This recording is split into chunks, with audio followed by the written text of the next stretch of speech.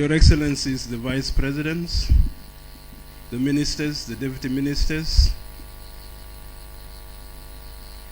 our learned experts, the Undersecretaries, all invited guests. Salaam alaikum.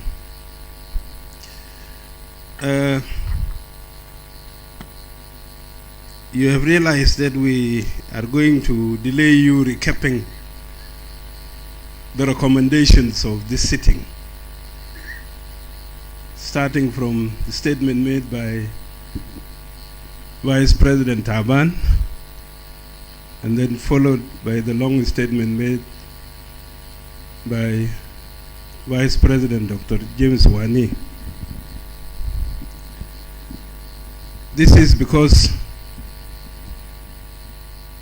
we have discussed the matter in the Council of Ministers, in the Governors Cluster, in the Economic Cluster. The same issues. So in a way we are knowledgeable about dredging, about the Jungule Canal, about management of water. But a good doctor always asks for a second opinion. A second opinion so that you can move forward with the project. And therefore, because of this, the President called for public consultation. And particularly that there were eminent people who raised an alarm from the University of Juba. The social media was also full of information. So this public consultation was launched. It's important for our nation, and it is important for the government that such an event takes place.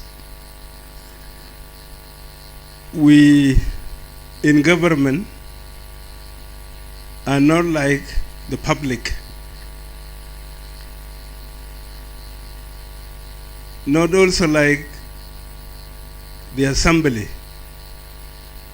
because we have done it, we have studied it, we have discussed it thoroughly.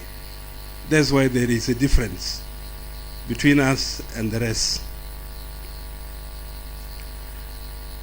I value a lot of what was said by our experts. But you could see from the statements of leading people that there is still dissatisfaction. I had wanted 4 ministries to make a presentation to the experts, led by the Ministry of Water Resources and Irrigation. I don't think he presented fully what they have in their ministry. He didn't. The references they have made in this work, whether it is books, the libraries, they have a lot to give. But this has not been presented here, nor in the public presentation, the last 3, and what was done yesterday. I happened to know something about this Ministry of Water Resources and Irrigation when it was established. And Lieb well knows that well.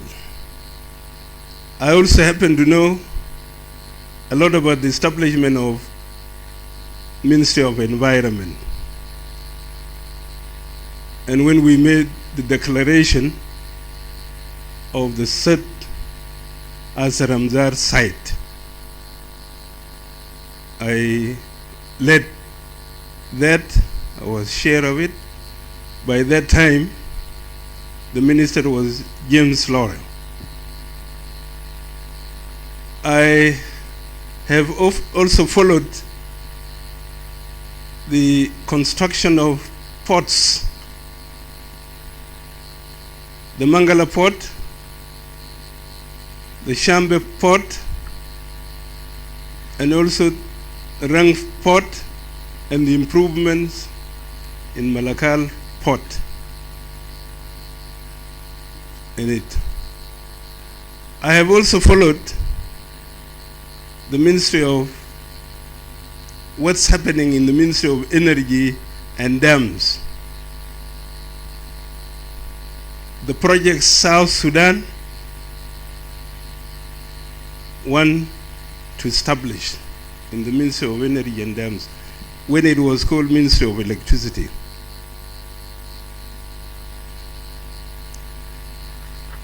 The purpose is for the dams, whether it is for energy or for control of water or as reservoirs.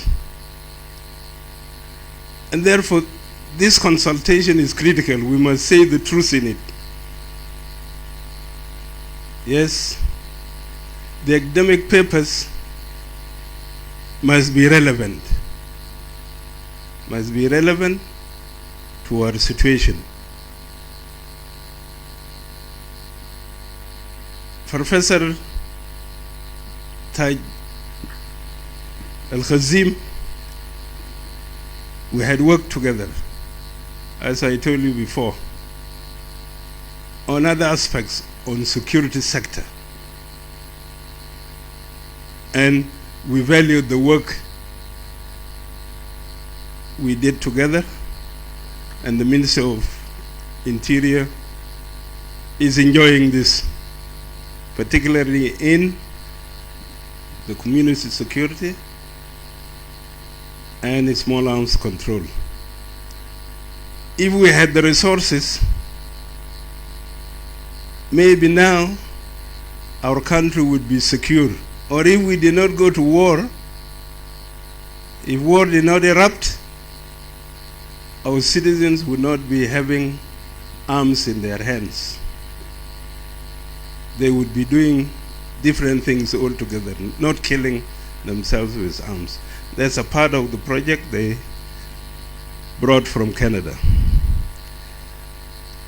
I want to borrow some maps. Can I have a map of South Sudan with all the rivers? Map of South Sudan with the rivers. Can you put it on?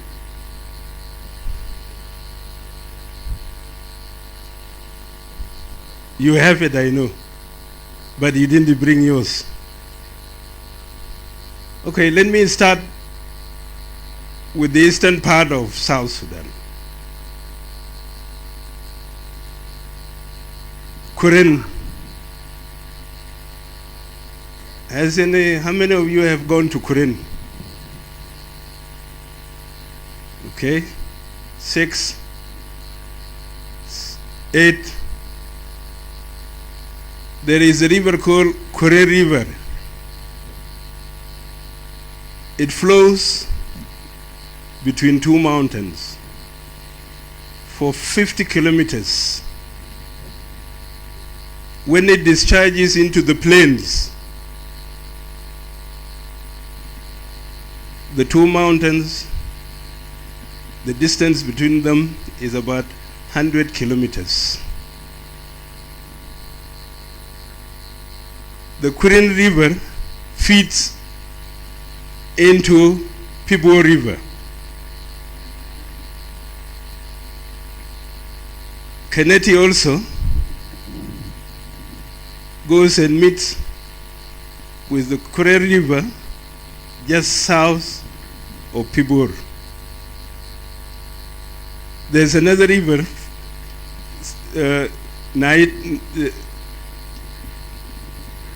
Singata, also feeds into that. They all meet there and make a depression.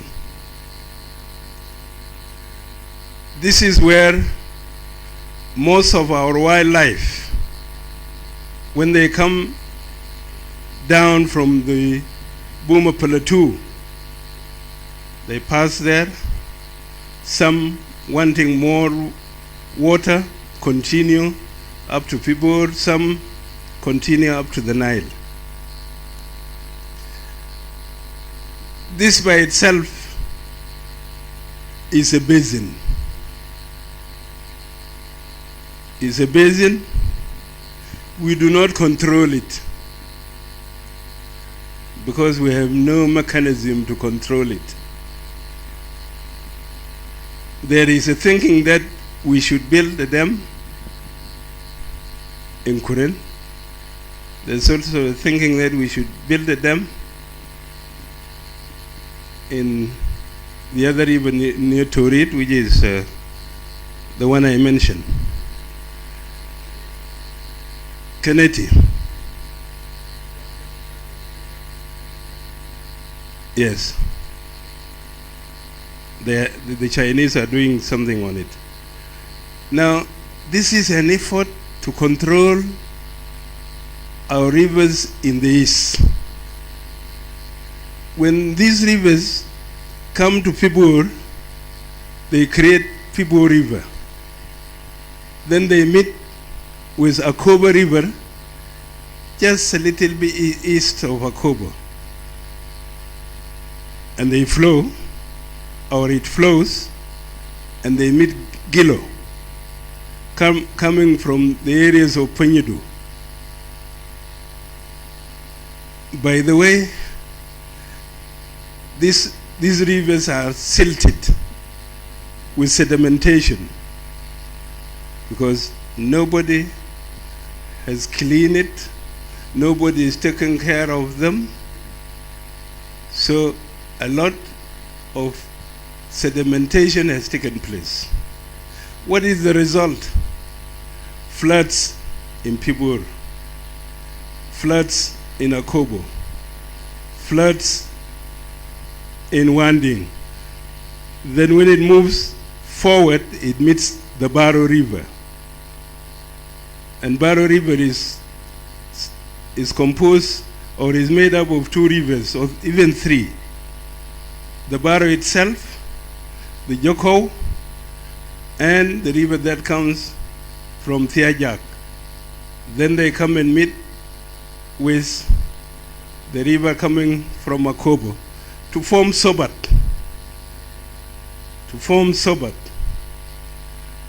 Now, we have no way to control it. This river Sobat, because you have no place to establish a dam. Professor Tai told you there is to build a dam you need a strong foundation, or you have to do piling, you see, which he said is expensive. So our eastern river, which is Sobat, finally, which is the Sobat Basin, there's no way of controlling it. The only little water which we can control is the one in Kurin, where you can build a dam. Now, I want to move to the rivers west of Bahrain Jebel. Yei River flows from Yei, it goes to Mundri, from Mundri, it goes to Yurul. It is called Payi there. There are lakes in Yurul. Those lakes are silted.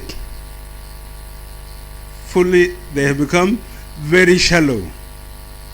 The fishing that used to be there is not that extensive now. And this is because of siltation. And we have no means of controlling it at all. Although there are 4 spots south of Mundri where there are 4 cataracts. But then the volume of water that you will be controlling would be few, because it is so much south. But all in all, if needs be, then you will have to choose one of the cataracts to build a dam to control the flooding that comes from Yei River. If you move westwards, you go to Bahrain. Bahrain moves between and crosses between Ural and Rumbek. Where there is a bridge today is also silted. It is silted, and it moves and makes a border between Unity and lakes. Then it creates floods between lakes and Unity State. You have the Gay River. The Gay River also comes from Equatoria, and when it reaches the Tujis, and it makes a border between it at the Tuj, between Warab and lakes, it spreads out. But it is a big river, and it floods part of Luenjang and Unity State. You move to Tonj River, which goes to Mushra. And by the way, these 3 rivers, Bahrain, Gale, and Tonj River, they all meet at a place called Abadi, which is a lake. That lake is now silted. During the War of Liberation, I had to cross it without a canoe, you know. But 3 rivers meet there. And it is 40 years ago, or nearly 40 years ago, that Lake Abadi is silted. Now we're talking of dredging in Bahrain. Bahrain is Bahragizal. It also has a system.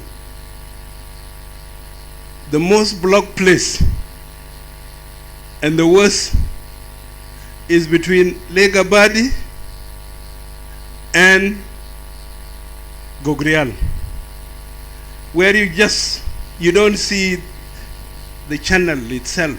You don't see it. It has spread. So even dredging the 30 kilometers, or dredging between Bentiu and Wangkai, doesn't solve the problem behind. It does not solve it. Because the main cause of the river, which is Naharjur, the Denka call it Agur, is already blocked in it. And this is the main cause of the river where the steamers, which Taban was talking about, they used to go up to Wow. Now, if the story I'm telling you is nearly 40 years ago, that is 1988, I walked there. What is the situation now? I was shown flooding because of one rain in Mayom yesterday. I wish that could be shown here. So you are most likely going to have Unity State in its spots, and it happened the last rainy season. What do? You must open the course You must open it. Or else that big land mass will be flooded. The problem with the Bahrain River Basin is that you have no place to control it. If you take the tributaries, the ones coming from northern Bahrain, the Bahar Arab, the Lol, when they come and meet near Mayom, and they pass Mayom, they spread out, trying to arrive to Wankei. And the Agur itself, before it reaches the place which I told you is blocked, it changes course through a river called Mabit. If some of you have heard of a place called Mangolapuk, it changes direction once it knows that, once it finds that there is no course of water, it changes direction. Mabit River, the year I saw it, was faster than the Agur. And it had dug itself. So it was changing course to go and meet with the Lol River. And in the process, floods most parts of Twitch in that. So it is not unity state alone. It is Warab, it's part of lakes. As for Fangak, the Zaraf River is blocked. You might have heard of a steamer or a boat which was impounded by some forces trying to open the Zaraf River. They couldn't because they did it the wrong way. They tried to push the weeds from the southern part. But if they were pulling the weeds from the other side, then they would have succeeded. So this is the state of our rivers.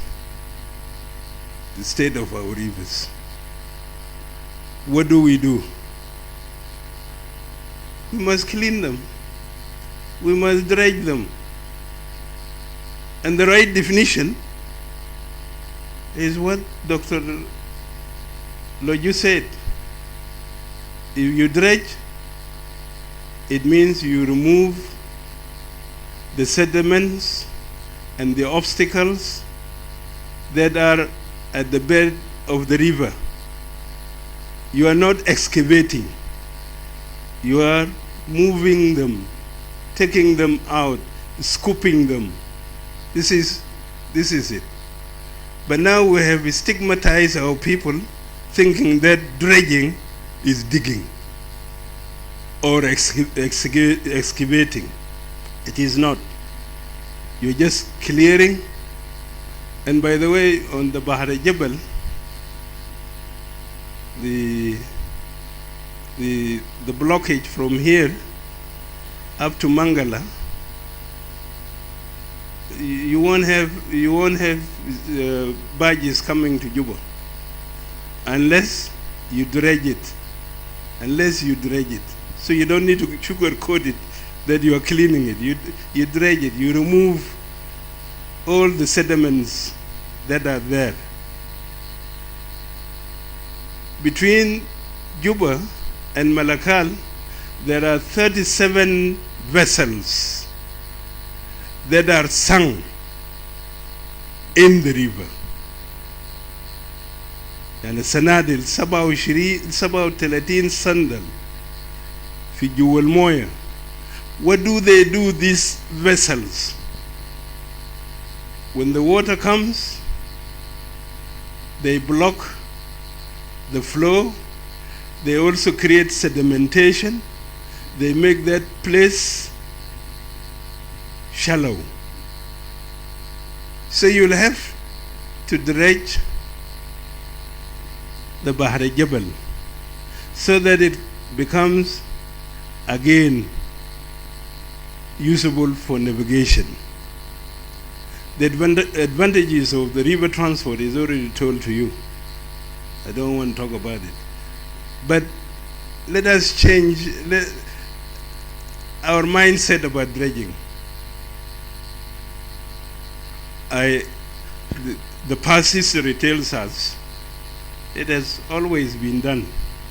Why does it become a big issue now when we are in difficulties? We are unable to construct roads, rail, because of its expense. If we can make use of our river in transportation, why can't we not do it? When we know if there are disadvantages, they are lesser than the advantages we get in not doing it.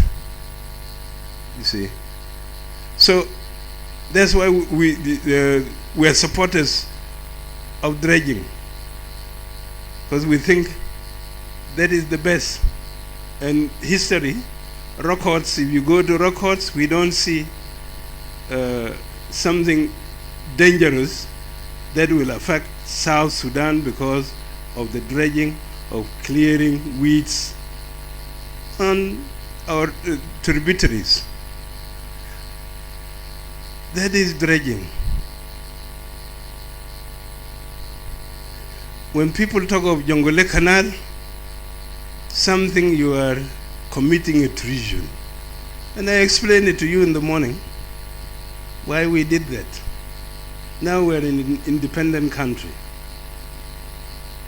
Dr. Wani explained very eloquently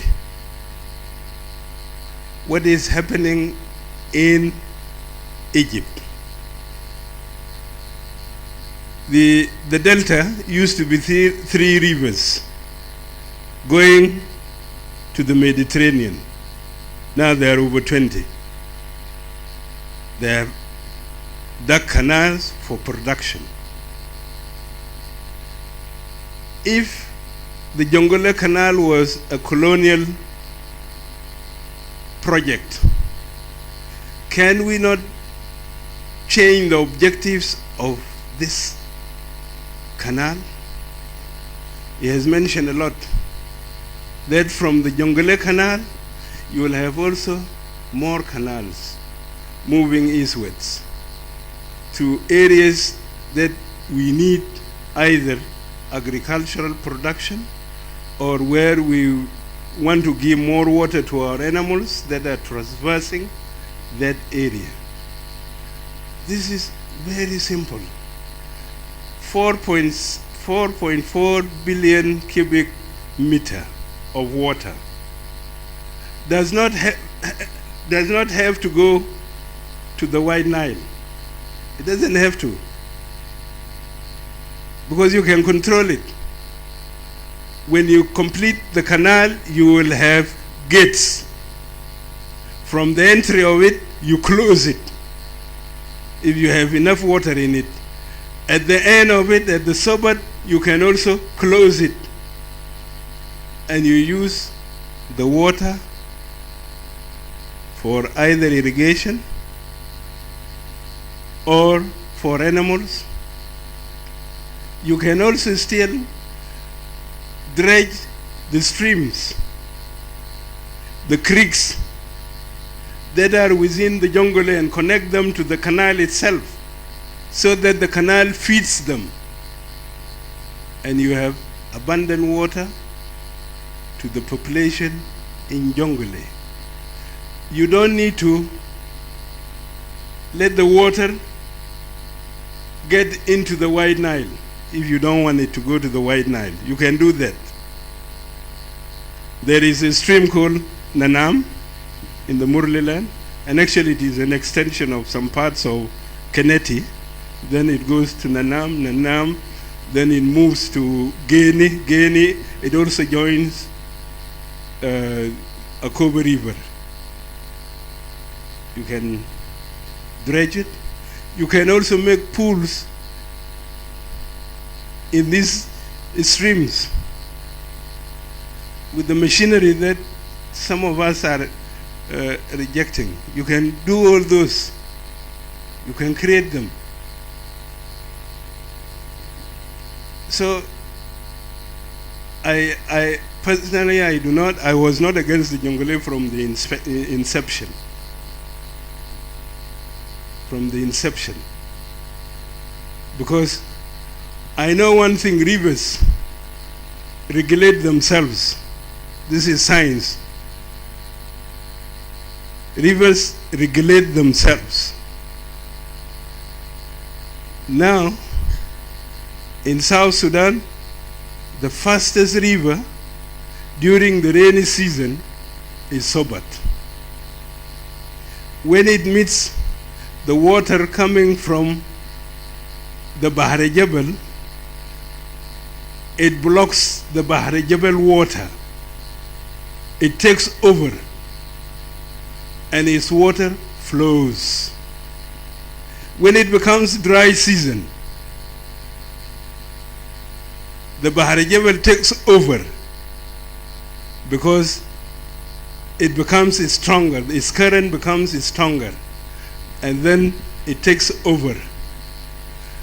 As for Bahr el-Ghazal, the Legno is a shallow depression. It's a shallow depression.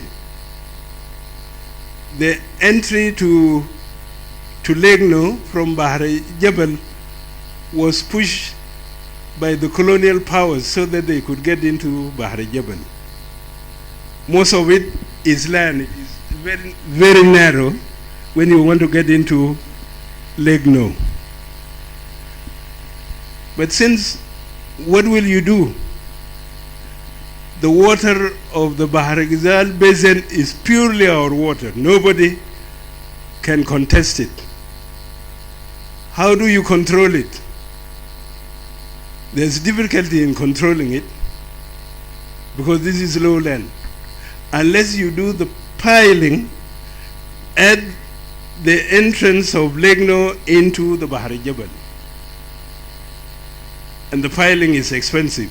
But if it is important for us that the Bahr Jebel water must be a bargaining chip for us, for anybody who wants more water, then you'll have to construct something at its confluence with the Bahr Jebel, I mean Bahr Ghazal and Bahr Jebel. At that confluence you must do something. But it is going to be an expensive dam. But you'll find yourself, you have no choice.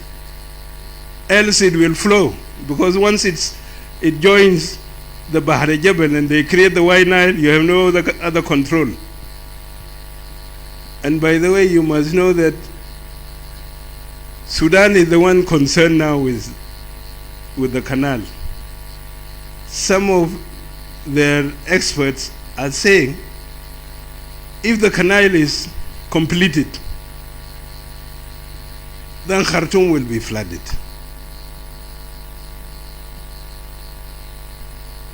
So we now have a problem to persuade the brothers in Sudan that no, we don't want Khartoum to be flooded. We have another design.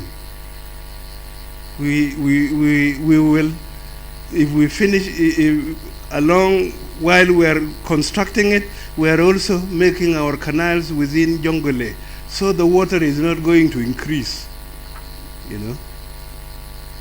But leaders in Khartoum say, you finish the Jonglei canal, it is going to flood Khartoum. Okay? So they don't need more water. You are in a fix. The Jonglei canal, 267 kilometers of it has been dug. Some of you will remember that I said, were it not because of the Jonglei canal, Bor would have been submerged in water. Because the dike that has been constructed by the Dutch and the IOM has diverted the discharge, which is the flood, to the Jonglei Canal. That's why we were seeing water inside the Jonglei Canal. So you can come from Sobat up to south of Panyagur using boats on it. So already it is an infrastructure that our people are using. To avoid talking about it, it's not fair. You must talk about it. If you want to review some of it, okay, the sooner you do it, the better, rather than delaying it. Because it is us, this generation, before we wither out, to correct whatever misinformation we gave you. It will not be the next generation, it is us who will have to correct it. Like what Dr. James told you, it's us who will correct it. Those who have fought the war of liberation. Rather than you destroying your relations with other nations. So, because you need those other nations. You need to have good relations with them. Whether they are Sudanese, or they are Egyptians, or Ethiopians, whom we share this basin together. So it is us who must give you the correct information, so that you don't say it was left to us by our forebears that these guys are bad. We did what we did for purposes of getting independence of this country, and that is done. That is achieved. And therefore, we must correct things. We must correct things. We have no issue with the Egyptians, like we have no issue with the Ethiopians. If they are in conflict, we would help them. Lately, the last Council of Ministers, we made a resolution that the Sudanese-Ethiopian conflict, we must send a delegation to them so that they don't quarrel. Let them resolve their issues peacefully, because we have lived war.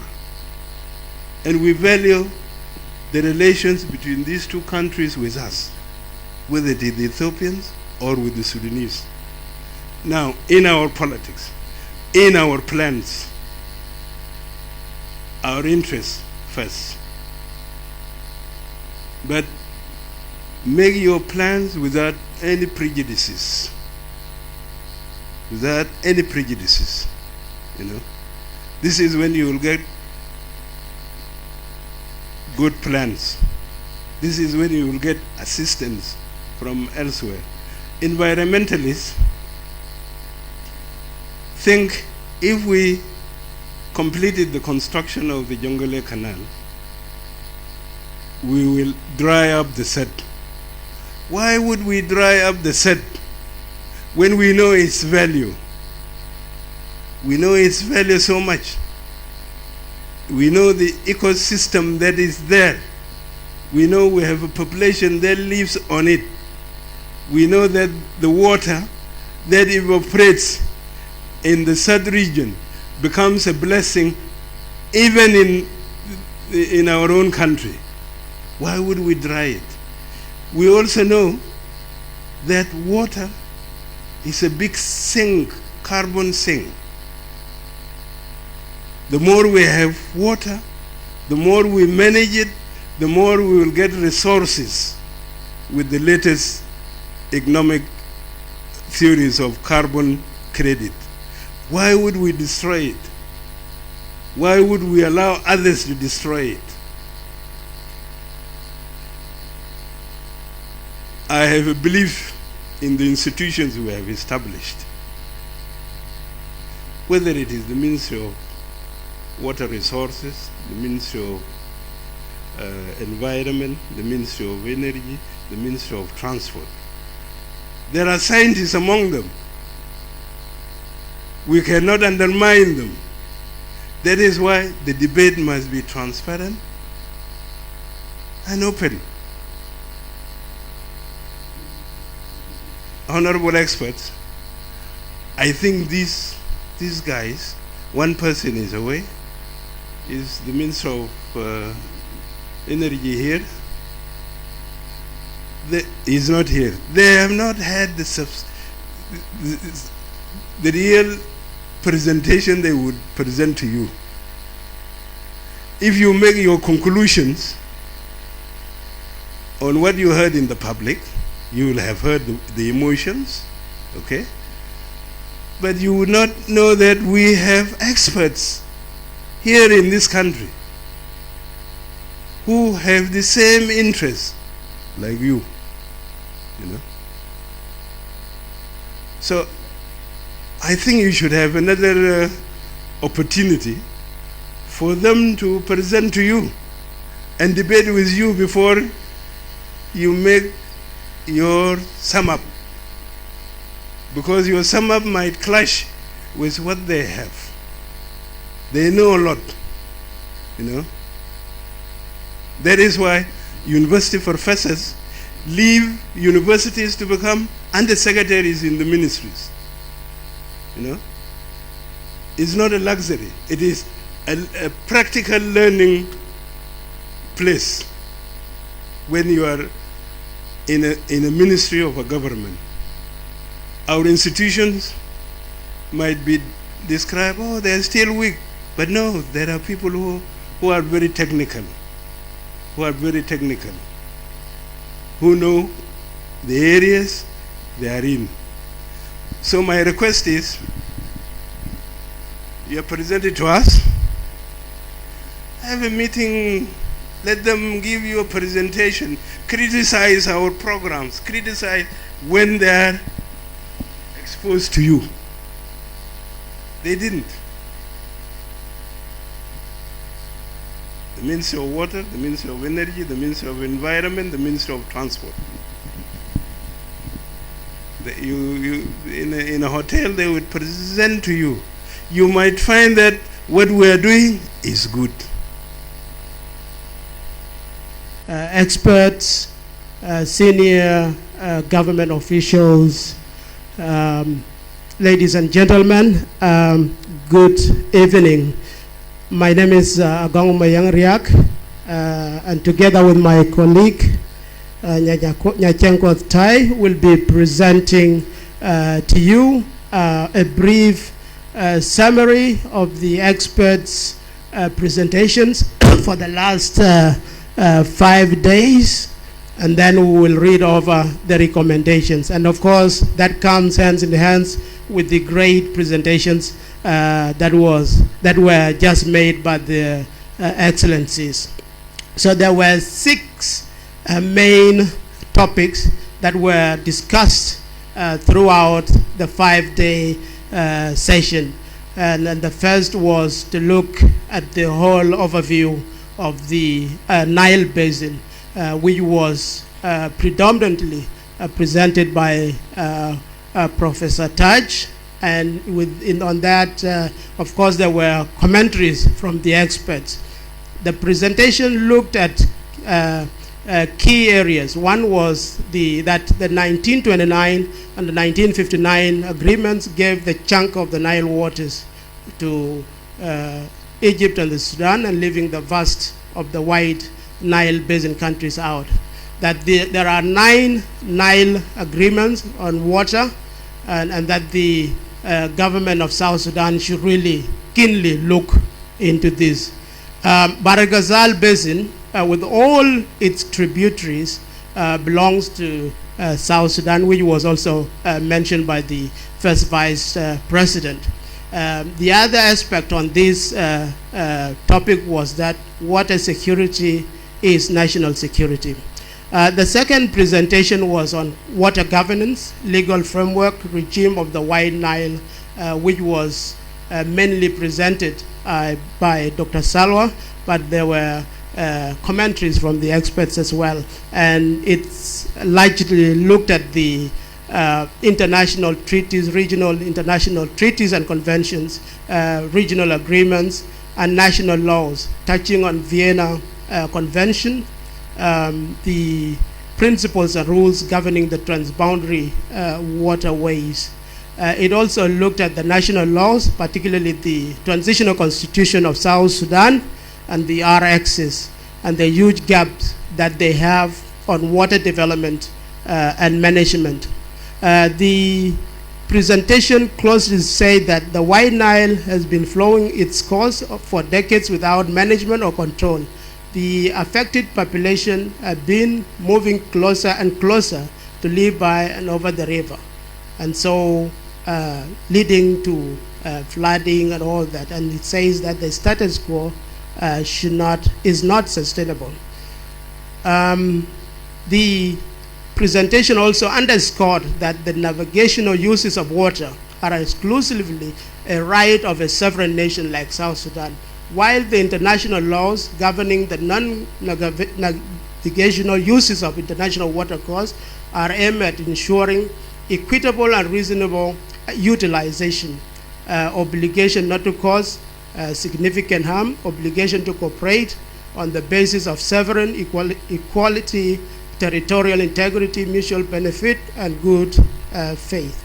The third presentation, key thematic area, looked at the SAT, climate change, its variabilities, and the follow-up part of presentation was the SAT ecosystems, affected people, socioeconomic value, and water resource management, which was mainly presented by Deng Majuk, and of course with commentaries from the experts. Two key points on that, on those two presentations, that the SAT and ecosystems is a blessing to the people of South Sudan, both socially and economically, and if properly utilized, we will get that benefit. The other observation was that climate change is a global phenomenon. It's not exceptional to South Sudan. The world is now seeing increased intensity of water-related natural events.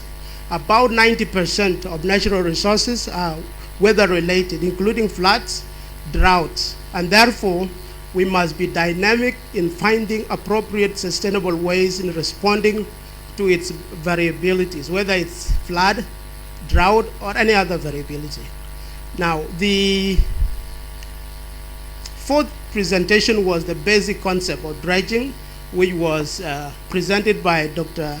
Leju throughout the 5 days of the consultation. And the key point on that was that the definition of the dredging, that is a removal of sediments and other unwanted materials that have settled in the middle of the river with the sole aim of safeguarding and protecting the river in a sustainable manner. The fifth thematic area, which was presented by Honorable Isaac Liabwil, and of course with commentaries from experts, was different aspects of water resource utilization and control, looking at the objectives and all that. And the key aspect was that we need effective planning and prioritization of water development, utilization and control mechanisms.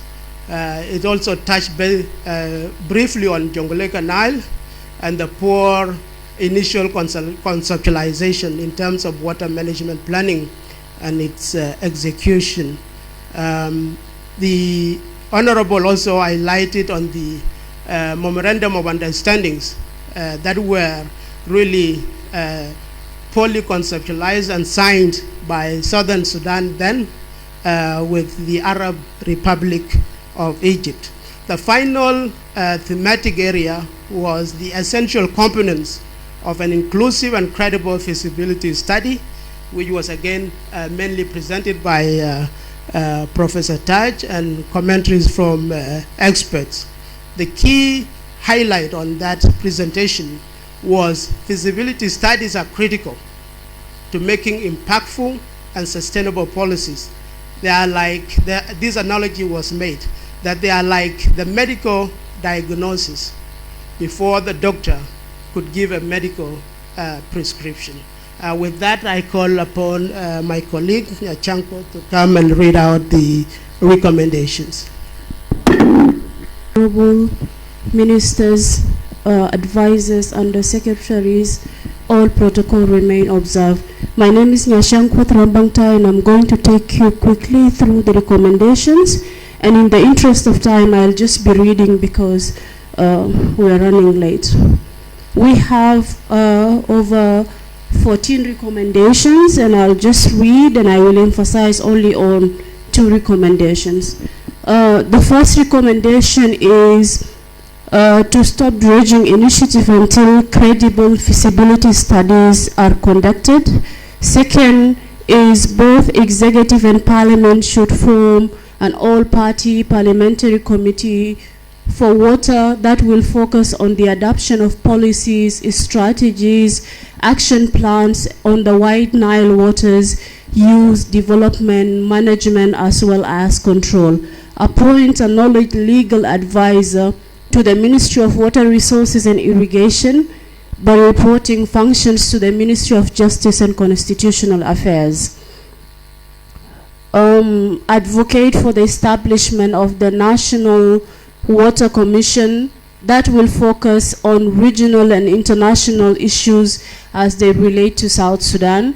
There is need for national record and archives on water resources. Parliament should deliberate and pass relevant laws on this. The lawmakers should give Nile water development and management a special attention during the upcoming constitution-making process. Approve and adopt permanent constitution provisions and national legislation on the use, development, management, and as well as control of the White Nile waters and its tributaries and ecosystem, as well as the SAD region and its ecosystem. Recommendation number 7, it says that there is need for the deliberation and the passing of the bill for the country to join the Nile Basin initiative with the ratification of the CFA. Recommendation number 8 focuses on commission scientific research on environmental and social assessment on the impact of the Jonglei Canal on the White Nile waters and ecosystem at the SAD region affected population, also and the fisheries, livestock, and wildlife. Recommendation number 9 says good policies are unimplementable without adequate financial resources. Hence, there is need for adequate national funding and budgeting for water resources and development management related initiatives. Recommendation number 10 says knowledge and information is power. And so there is need to establish water development and management related institutions, specifically focusing on capacity building of our experts and policymakers. Recommendation number 11 says investment and consultation with the flood-affected populations and host communities, particularly in their relocation program, if there is any relocation program. Commission the studies on the feasibility of artificial lakes from rainwater in South Sudan in combating floods in the short term, and there is need for the reconstruction of Riek Corner Bridge to allow water passage. And for that, I'm going to use the words for the former Undersecretary Isaac, and he said that the river was shocked by a small bridge. So there is a need to reconstruct that Riek Corner Bridge. Recommendation number 14, and it is very, very important, and that is women inclusion in all the processes, because women and girls are affected differently by climate change, by droughts, by floods. And I emphasize in all this recommendation, this is key. As long as we are going to implement this, there is need to look at the 35% affirmative action plan, where women inclusion is going to be a key in all of that. Thank you so much.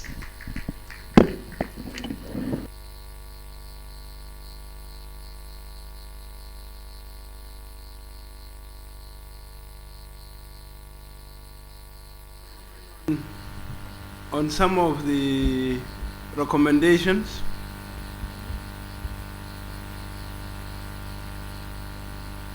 can you flash them on the recommendations? Can you flash them? Don't forget that we are the government and we have a resolution in Council of Ministers. Nobody overturns it. only the Council of Ministers. So, am I being heard?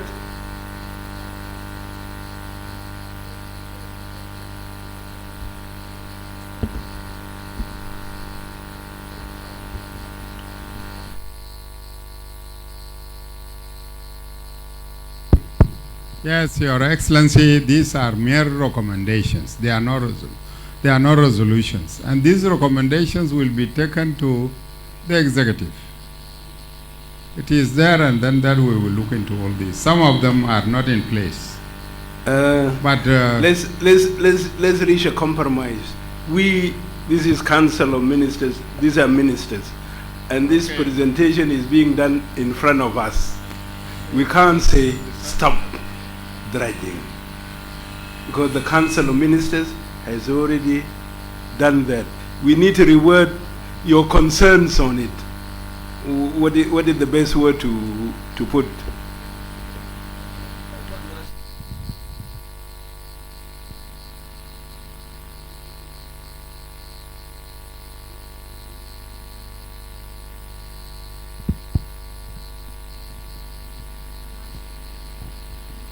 Yes, Secretariat, what are your appropriate words to replace?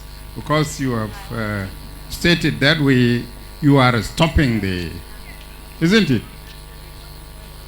But we are not stopping it. We are the dredging, or if we are to say, to use the correct terminology, as it was stated by the experts. Michael. Yes. The issue was, I thought we separated the two. There was immediate need for cleaning the river, and the dredging being subject to the expert opinion. So they have talked about dredging, but where's the cleaning of the river? Yes. Even what the undersecretary. What we are saying is dredging, the way we understood it. Let me remind cleaning and Michael, let me remind you, one of the resolutions of Council of Ministers, which was the last resolution, we have gone even to a level of establishing an institution to do clearing, dredging, management of the water system. These in the resolutions we passed. So it cannot be us here to say the resolutions or the recommendations that have been passed in the consultation, public consultation with the Council of Ministers or with the Cabinet include stoppage of dredging. We don't have. And also, I thought the Minister of Water Resources has a legal advisor. Or you don't have? You do have. So the legal advisor, any legal advisor comes from the Ministry of Justice and Constitutional Affairs. So these are things that I heard. In fact, all the ministries have legal advisors. And they all come to from the Ministry of Justice. So that resolution, that recommendation is not in place. Because it is already there, you are stating a fact, which is already there. That is one. Number two, in terms of legislations, it is not the Parliament that you are addressing the final authority, but it is the government. It is the executive that does everything, and then it comes to the Parliament. But when you say the Parliament to legislate, Parliament cannot legislate without the executive. Say all parties, committee. It is the government. The committees also in Parliament are composed of all the parties. Whether it is Water Resources Committee or it is Finance or Public Accounts Committee, they are composed of all the parties. With your permission, Your Excellency, First Vice President, Dr. Riek, the protocol observed. This has been a consultation process, and I think we had a 3-day public consultation. The recommendations were put in place, and yesterday we had Parliament, and today. So all the views, even in the recommendation, there is immediate action need to be taken to clear the river, especially aquatic weed.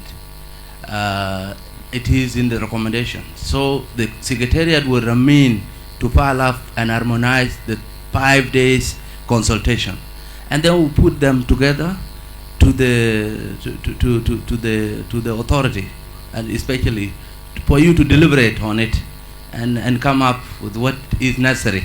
And it has short-term, medium, and long-term recommendations. And the short-term recommendation is how to rescue the people that are now in the water. I understand you. Don't make us a rubber stamp for things we don't agree to. Okay, that must be very clear. We're members of government. Okay, we're not public. We have made 2 resolutions in Council of Ministers. Nobody overturns the Council of Ministers with our participation. It would look as if we plotted with you to come and overturn the Council of Ministers resolutions. So either you have different resolutions for our consultation, or we agree on what would be the compromising statement on that particular issue. Yes.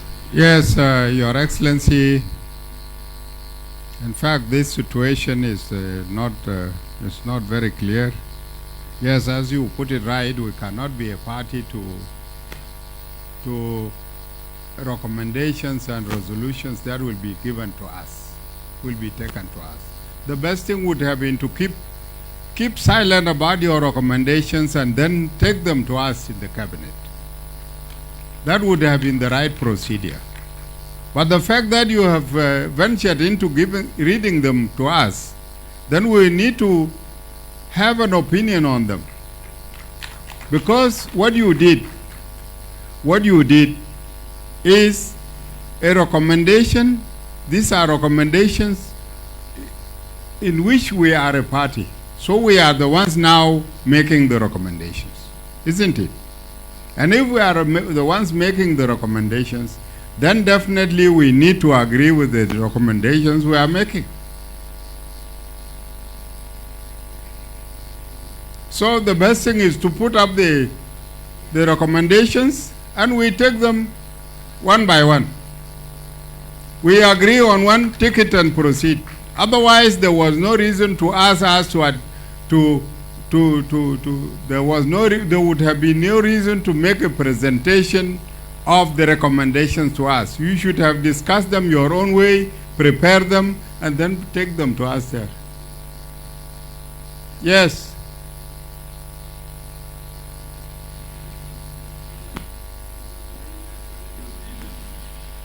Thank you.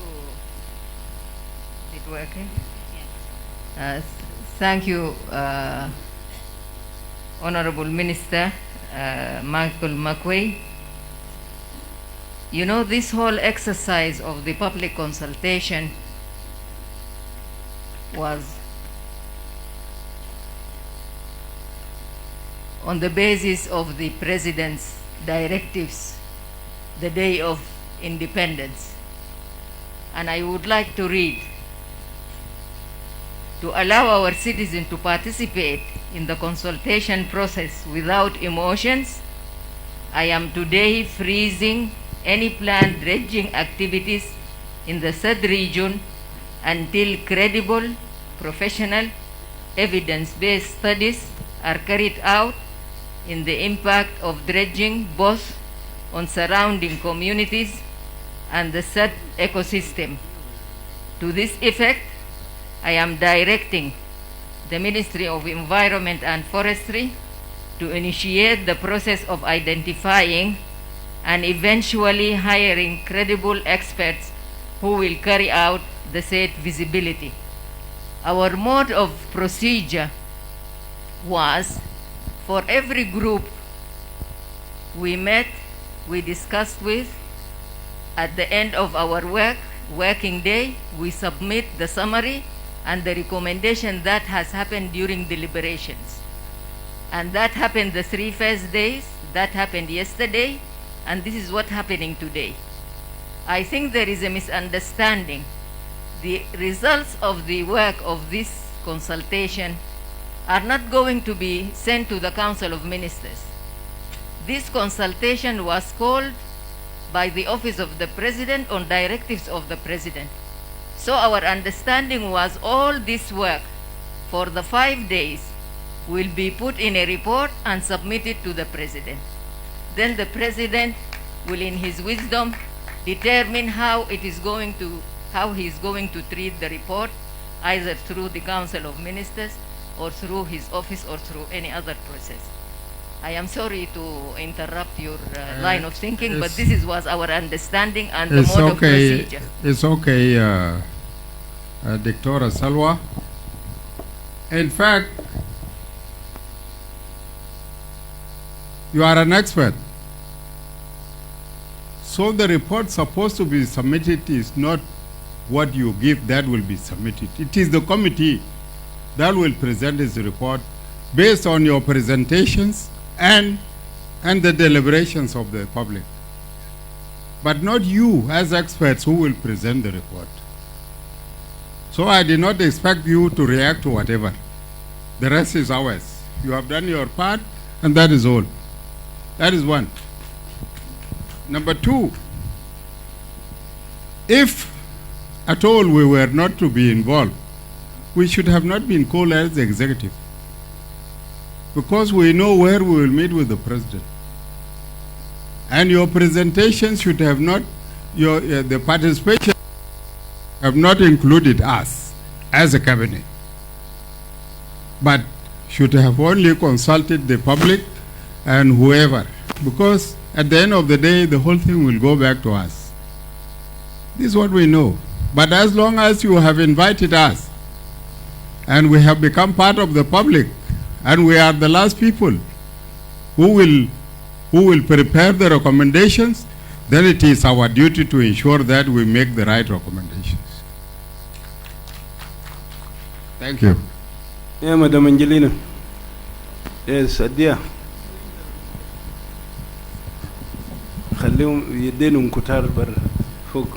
Yeah, thank you very much. Just a proposal, like a way forward. Because, you know, I was in the first 3 days of the consultation, and they have done the deliberation, and there was a recap, and they all agreed to whatever they proposed. I am recommending that